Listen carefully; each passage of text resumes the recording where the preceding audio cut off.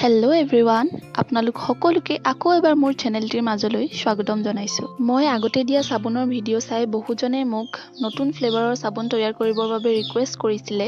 চ' মই আজি আলুৰ ৰস আৰু নেমু টেঙাৰ ৰসেৰে তৈয়াৰ কৰা এবিধ চাবোন বনাই দেখুৱাম। চ' আপোনালোকে ভিডিঅ'টো শেষলৈকে চাব বুলি আশা ৰাখিছোঁ। ফাৰ্ষ্টে মই লৈছোঁ সোপ বেছ 300 গ্ৰাম। কিছুমানে মোক সুধিছিলে যে সোপ বেছ নোহোৱাকৈ চাবোন তৈয়াৰ কৰিব পাৰিনে? চ' নোৱাৰি, সোপ বেছ লাগিবই। এয়া হৈছে আলুৰ ৰস, এটা আলু ৰুকি পেলাই ওলোৱা ৰস, আৰু এইফালে লৈছোঁ মই কাজি নেমুৰ ৰস। ভিটামিন ই কেপচুল আৰু গ্লিচাৰিন লৈছোঁ। এতিয়া আলুৰ ৰস আৰু নেমু টেঙাৰ ৰস দুইখিনি ভালদৰে মিহলাই ল'ম। আপোনালোকে হয়তো জানেই আলু নেমু টেঙা আমাৰ স্কিনৰ কাৰণে কিমান ভাল, ছালৰ দাগ আঁতৰোৱাৰ লগতে উজ্জ্বল ছালৰ বাবে কিমান যে উপকাৰী।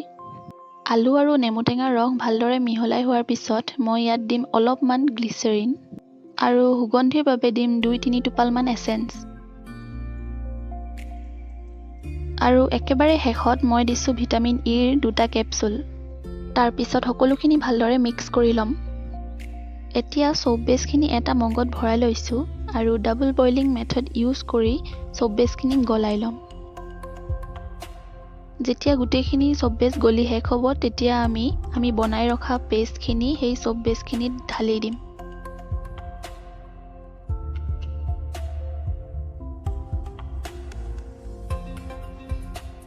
এতিয়া সিলিকন মল্ডত চাবোন তৈয়াৰ হ'বৰ বাবে মই সোপ বেছখিনি ঢালি দিছোঁ। প্ৰায় 2 বা 3 ঘণ্টালৈকে মই চাবোনখিনি এনেদৰে ৰাখি থ'ম, তেতিয়া ধুনীয়াকৈ টান হৈ পৰিব।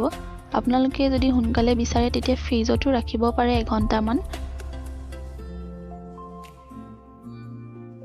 এয়া আলু আৰু নেমু টেঙাৰ চাবোন তৈয়াৰ হৈ গ'ল আৰু খুবেই ধুনীয়া হৈছে চাবোনকেইডোখৰ, খুব টান হৈছে ধুনীয়াকৈ। মোৰ ভিডিঅ' চাই বহুতৰে চাবোন বনাবলৈ ট্ৰাই কৰিছে আৰু বহুতৰে চাবোন খুব ধুনীয়াকৈ তৈয়াৰ হৈছে, কিন্তু তাৰ মাজতে কিছুমানৰ চাবোনবোৰ বোলে ঢিলা হৈছে। চ' ঢিলা হোৱাৰ কাৰণ এইটোৱে হ'ব পাৰে যে তেওঁলোকে যিটো পাত্ৰত সোপ বেছখিনি গলাইছে সেই পাত্ৰটোত পানী থাকিব পাৰে, সেইকাৰণে সোপ বেছখিনি বা চাবোনখিনি ঢিলা হৈছে।